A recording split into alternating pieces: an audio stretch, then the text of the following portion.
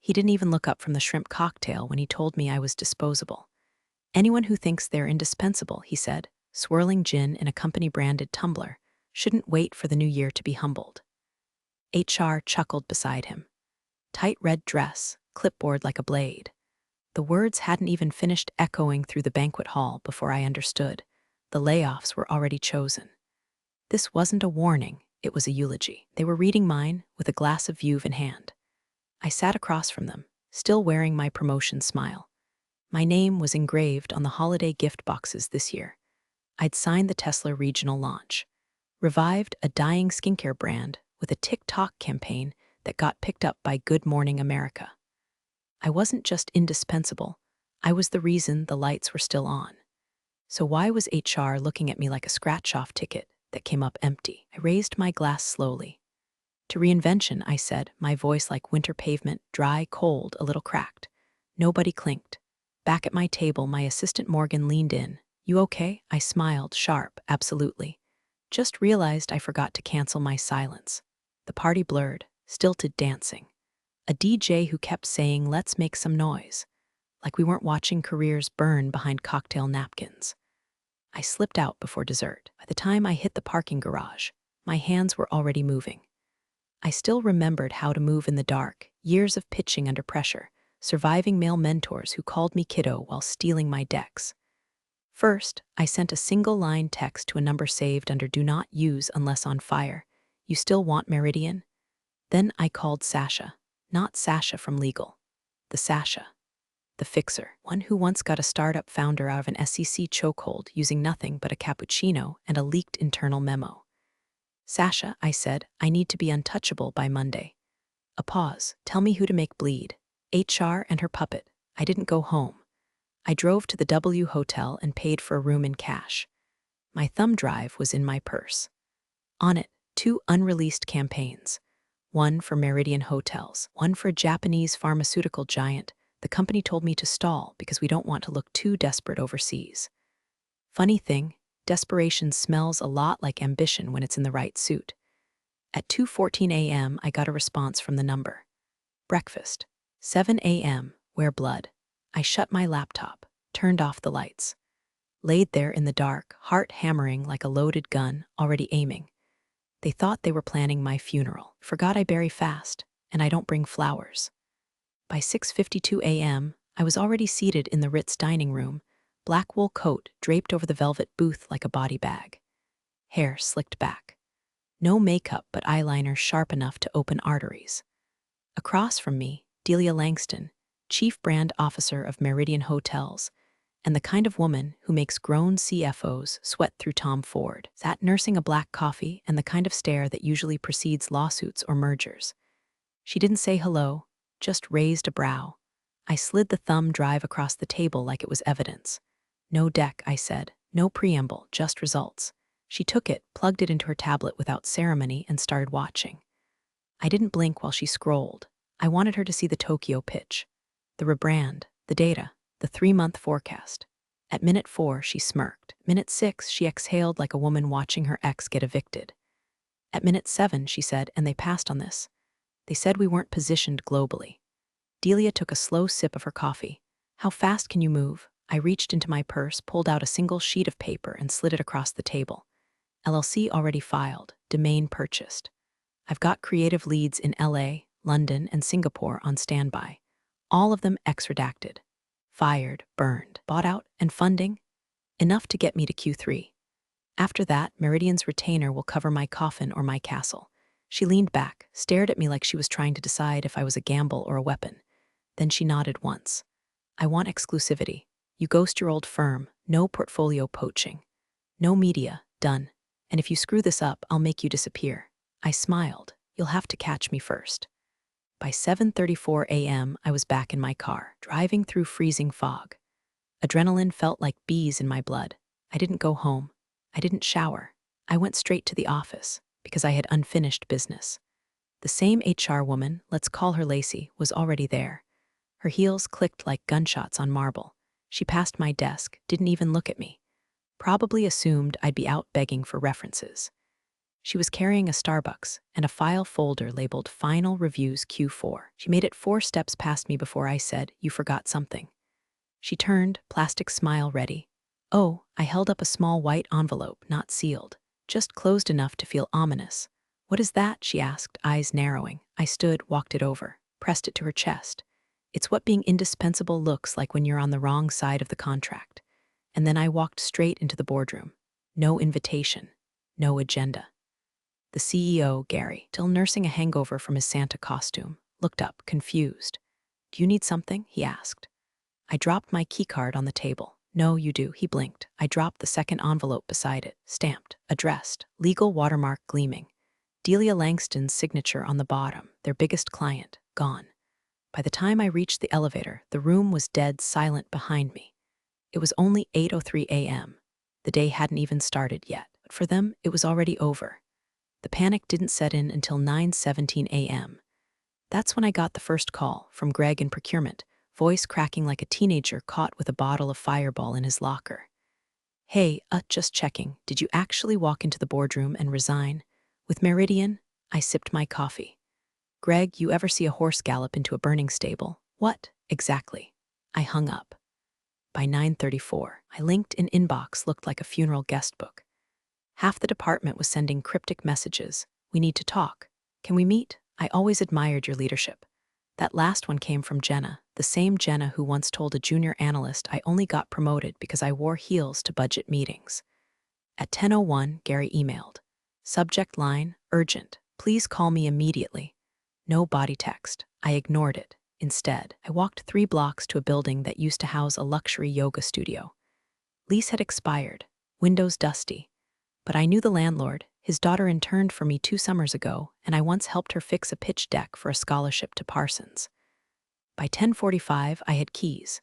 Short-term lease, I told him. 3 months. Maybe longer. Starting a new business? No, I said. Starting a reckoning. While Gary was probably dry heaving into a marble trash, Ken in HR was rewriting the org chart in Sharpie.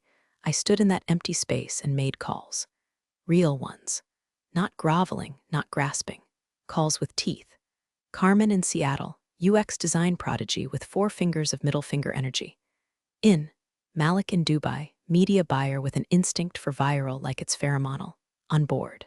Even Nora once left the company in tears after being publicly called too emotional by Lacey during a product review.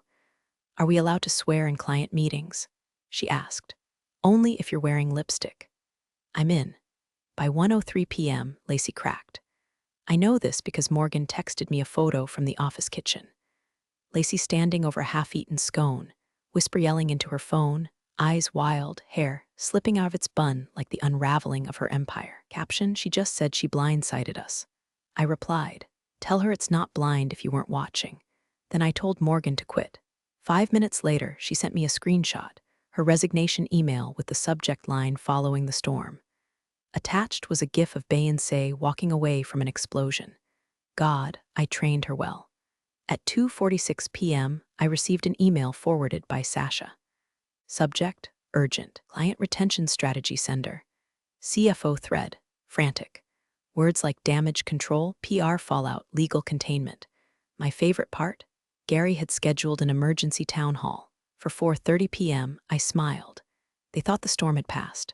I hadn't even started pouring the rain yet. 4:27 p.m. I parked across the street from my old office, engine running, windows up, heater purring like it didn't know we were preparing for war. From where I sat, I could see the 10th floor conference room glowing like a fishbowl. Packed. Blazers and blouses, eyes down, jaws tight. People who had watched me bleed for this company now clinging to lifeboats built out of buzzwords. Town hall in 3 minutes. Cue the funeral music. My phone buzzed. Sasha, go. I stepped out of the car, not in heels, in boots. Steel toe, black leather, the kind you wear when you expect resistance. Crossed the street slow, like a storm cloud. Security tried to stall me in the lobby. I handed him an envelope. Inside, letter from legal, time-stamped, confirming my resignation had been voluntary, with no non-compete clause enforceable under Ohio state law. Also inside, a list of every client I'd personally managed in the last 6 quarters, and a little sticky note that said, "You might want to forward this to legal." He didn't stop me. By 4:32 p.m., it was standing outside the boardroom, watching through the glass like a ghost. Gary was at the podium, tugging at his collar, explaining organizational recalibration and forward-thinking synergy in the kind of tone you use when the iceberg's already punched a hole in your bow. Lacey stood near the door, arms crossed, looking like she hadn't slept since 1997. I knocked, not loud, just enough to fracture the moment. Heads turned. Then silence. Gary blinked. "Miss Harper, you're no longer with the company. You can't." I opened the door. "You don't get to say my name anymore." He stuttered. "This is a closed meeting. No, it's a funeral, and I brought flowers." I stepped in. Dropped a printed email chain on the table. Dated last month, forwarded from a sympathetic mole in legal. Subject line, "Can we let Harper go after Q4? She's too loud in pitch meetings." Attached was a reply from Lacey. "Let her finish the Ford rollout." We cut, gasps, one audible Jesus. Jenna covered her mouth like the scandal might be contagious. Gary tried to speak. I raised a finger. "I didn't come to argue. I came to say thank you." Lacey laughed, short, brittle. "For what?" "For reminding me I was never part of this club. For making sure I had nothing left to lose." I looked around the room. Eyes darted, breaths held. "You just lost your biggest client, your brightest talent, half your creative department by sunrise." I turned to leave, but paused. "Oh, and Lacey?" She didn't answer. I smiled. "You might want to check TikTok." I left them in silence. By the time I hit the elevator, the video was already at 24,000 views. A screen recording of the leaked email thread, layered over a photo of me in that red dress from the holiday party. Captioned, "When they try to bury you, but forget you're a damn seed." I got back to my car and didn't even bother starting it. Just sat there. Buzz, buzz, buzz. 3 new client inquiries. 7 job offers. 1 message from Delia. Monday, we take the rest. The storm wasn't over. It was just starting to flood. Monday, 6:11 a.m. Delia pulled up in a midnight blue Escalade with plates that read V1 pitch, and the engine purring like it had diplomatic immunity. She didn't get out, just rolled the window down and slid aviators onto her face like this was a classified extraction. "Get in," she said. "It's time to pick at their carcass." The drive to the new office, if you could call a half-renovated yoga studio an office, was fast and silent. She didn't ask if I had slept. We both knew I hadn't. I'd spent the night drafting contract language so airtight it could survive re-entry. Our first official day, and I already had 3 NDAs signed, 4 creative proposals out, and 2 recruiters on hold with resume filters set to wounded and brilliant. She parked out front, cut the engine. "Your move," she said. Inside, the place smelled like drywall and destiny. Folding tables, a whiteboard with yesterday's caffeine fingerprints, and on the floor in the center of it all, a stack of printed resumes. Names I remembered, some I didn't. All of them exiles. We called the meeting the gathering, not an orientation. War Council, they came, one by one. By noon, 15 of them, all casualties of the Lacey Gary regime. "Why now?" someone asked. I looked around. Concrete floors, peeling paint, dreams still duct taped together. "Because they forgot who we were," I said, "so now we remind them." And then, almost like clockwork, ding. Malik, our media whisperer, stood. "We've got movement." He pulled the feed onto the projector. Gary, in front of a mic. A press junket, probably meant to ease shareholder anxiety. A soft PR cleanse. We're excited about new directions. Our team remains strong. Miss Harper's departure was voluntary, Delia muttered. Mutually beneficial, Gary continued. Then came the question that turned the air in the room solid.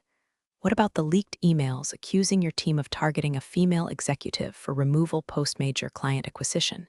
Gary froze, visibly. "We don't comment on internal." Reporter cut him off. "Would you like to comment on the hashtag currently trending number 3 in the country?" #Harper effect. The room around me erupted. Morgan, now officially on board, grinned like someone just gave her a tank. "They're calling you the pitch witch, in a good way." I blinked. "That doesn't sound like a good way." "No," she said, typing furiously. "It's delicious." By 3 p.m., I was booked on Morning Brew, Fast Company's podcast, some upstart YouTube show hosted by a guy who looked like a retired magician but had 2.7 million subscribers. At 5 p.m., Sasha sent a file. Subject, unraveled contents, confidential memos panic-forwarded between Gary, Lacey, and legal, all time-stamped within hours of Friday's implosion. One line stood out: "If she has meridian, we're bleeding." And bleed they did. By 6:30, I got a text from a blocked number. You made your point. Let's talk. I stared at it for a long time. Then I replied, I'm not done making it yet, and pressed send with the same finger they used to point me to the exit. Tuesday, 7:42 a.m. Lacey showed up outside my new office building like a door-to-door regret salesman. No appointment, no shame. Just a camel trench coat, oversized sunglasses, and desperation bleeding through her foundation. Morgan spotted her from the upstairs window. Guess which ghost decided to haunt us? Let her in, I said. I like my apologies in person. Lacey stepped inside and instantly recoiled at the exposed beams and scent of ambition. The walls weren't finished, but the energy, palpable. Screens alive with edits, voices pitching, espresso machine hissing like it was caffeinated with revenge. She tried to smirk. So this is your operation? I leaned against the front desk. Welcome to the aftermath. She didn't sit, just hovered like a bad Yelp review.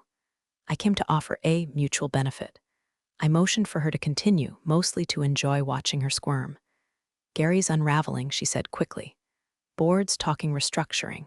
He's looking for a deal, a way out. Quietly. We were wondering if you'd consider easing off the gas. I asked.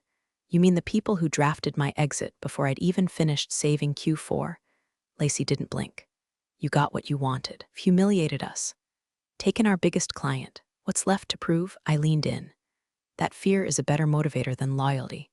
That no one gets to erase a woman and walk away with a bonus. She flinched. Look, there's chatter about an offer from whom the board, a buyout. They're thinking, bring you back in, as a consultant, rebrand it as reconciliation. I stared at her, then walked over to the whiteboard. Scribbled a single word in bold black ink. No. Why? She asked, arms crossed tight enough to bruise. Because when a house is built on rot, you don't remodel. You burn it down and salt the ground. Lacey stood there, lips trembling behind gloss, eyes darting like she was scanning for an escape hatch. Then she tried the last card in her dusty little deck. They're planning to blame it all on me. Gary's already drafted a statement. Of course he did, I said. You taught him well. Silence. I was trying to survive, she whispered. I stepped closer. So am I. The difference is, I don't eat the women next to me to do it. She left. No handshake, no deal, just the soft squeak of defeat on polished concrete. By 11 o'clock a.m., Gary's press release hit the wires.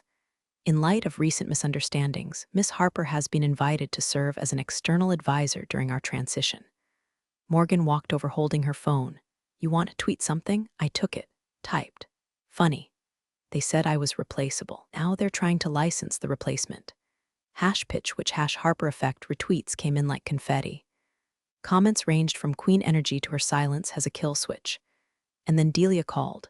2 more clients want a walk from your old firm, she said. They want in. But they want a show of strength. I already knew what to do. Get me a venue, a camera crew, and a stage. Title, she asked. I smiled. The Resurrection Tour. Because if they wanted a show, give them a damn crucifixion. Friday, 6 o'clock p.m. sharp. They held it in a converted warehouse in Columbus, exposed steel, black curtains, enough lighting rigs to make it feel like either a tech keynote or a public execution. My name wasn't on the promo. Just a hashtag, #HarperEffect.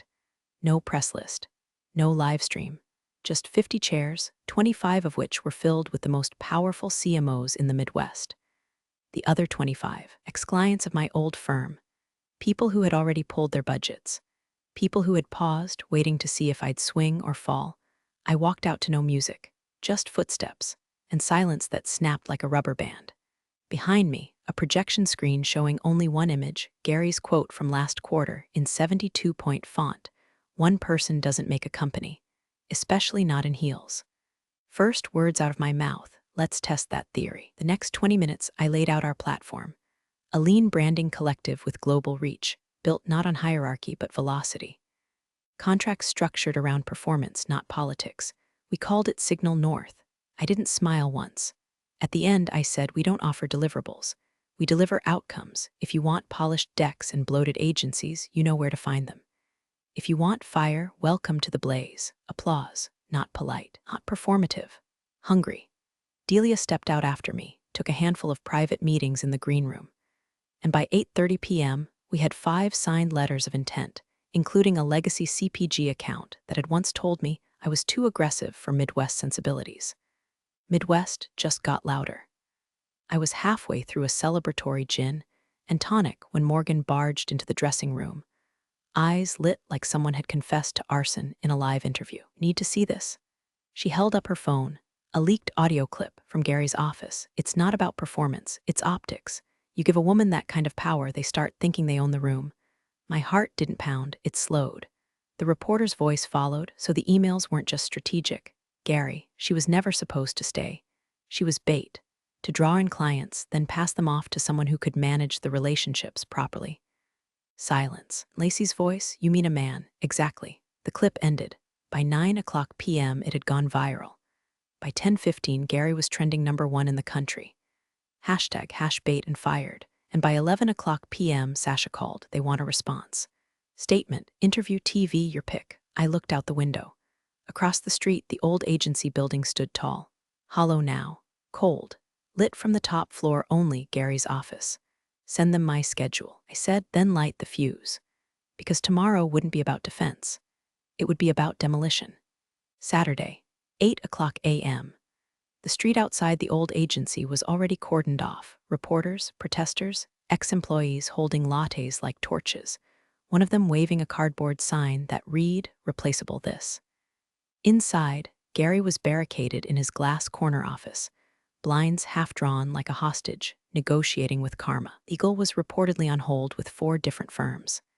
HR, radio silent. Lacey's LinkedIn had quietly updated to career break. I didn't knock, didn't announce myself. I walked straight through the lobby like I still owned the floor plans. Security didn't stop me. One of them nodded, the other offered me a mint. I took it. Elevator up. 30 seconds of silence thick enough to chew. When the doors opened, Gary was already waiting. His tie was crooked, shirt wrinkled. The kind of man who had once made 6 women cry in 1 fiscal quarter now looked like he'd aged 10 years in 48 hours. You've made your point, he said, without greeting. Not quite. I walked into his office, stood at the window, looked out over the city he used to command. He closed the door. What do you want? I turned, dropped a document on his desk. A notarized purchase offer. For the firm, not the brand, the building, the client list. Legacy? Gary stared. You want to buy me out? No, I said. I want to erase you. He scoffed. It's not that simple. You don't have funding? I smiled. Delia does, so does Meridian. So does half your former board who now believe in outcomes over optics. He slumped into his chair. You won't get approval. I leaned over the desk. You're assuming this is still a negotiation. He reached for the offer. There are still terms to discuss. I placed a small black object beside the paper, a flash drive. Everything you said, every internal memo, every timestamp manipulation, already secured, already duplicated. 1 copy goes to the press, another to every client still on the fence, and the third, I leaned in. That one plays on a loop at next year's Women in Branding Gala. He didn't touch the paper. He just said, quietly, you're going to ruin me. I straightened my coat. You did that yourself. I'm just writing the epilogue. When I walked out, the cameras were waiting. Someone asked, is it true you're taking over the company that pushed you out? I paused, smiled. No, I'm replacing it. That night, Signal North's new website went live. The homepage header, a single line in bold, you were never too much, they were just not enough. And under it, a banner that read, now hiring. Especially the underestimated. Within 72 hours, our inbox had over 1,000 applications. By week's end, Gary had stepped down for personal reasons. Lacey's apology went viral for the wrong reasons, and me? I launched the Meridian Global campaign from a rooftop in Tokyo, sipping sake while Morgan read me the coverage aloud. Not out of vanity, out of proof. Because the same room that once told me I was too loud now echoed with my name. And I never had to raise my voice. Only the standard.